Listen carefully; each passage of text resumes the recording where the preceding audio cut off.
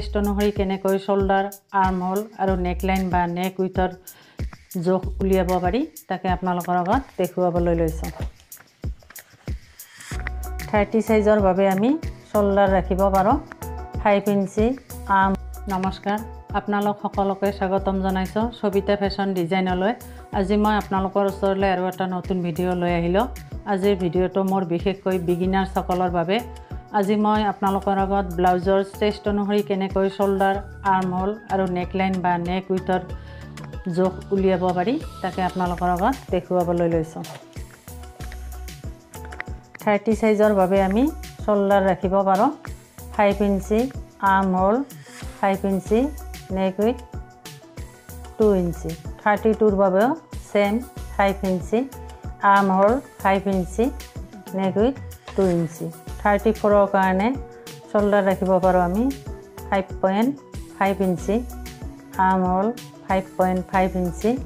আৰু নেক width 2.5 inch ঠিক সেইদৰে 36ৰ বাবেও শোল্ডাৰ ৰাখিব পাৰোঁ 5.5 inch arm hole 5.5 inch neck width 2.5 inch 38ৰ বাবে শোল্ডাৰ ৰাখিব পাৰোঁ 6 inch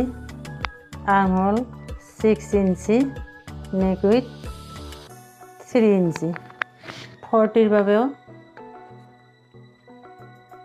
শোল্ডাৰ 6 inch arm hole 6.5 inch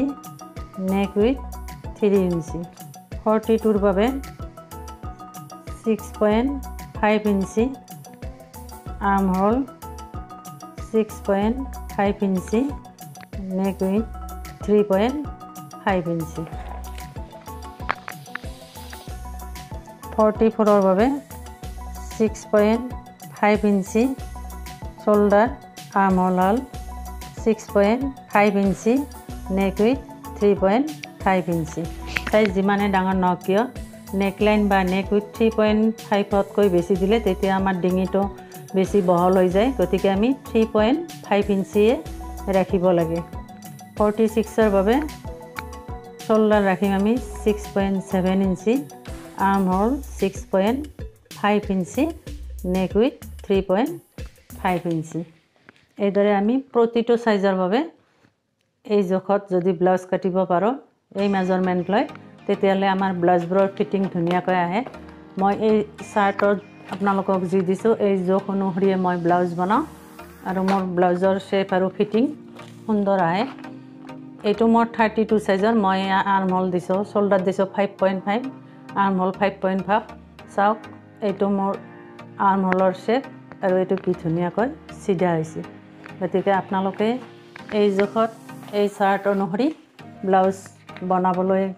চেষ্টা কৰিব আৰু কেনেকুৱা হয় মোক কমেণ্টত জনাব আৰু যদি এই ভিডিঅ'টো চাই আপোনালোকৰ ভাল লাগে তেনেহ'লে লাইক শ্বেয়াৰ আৰু কমেণ্ট কৰিব লগতে মোৰ চেনেলটো ছাবস্ক্ৰাইব কৰিবলৈ নাপাহৰিব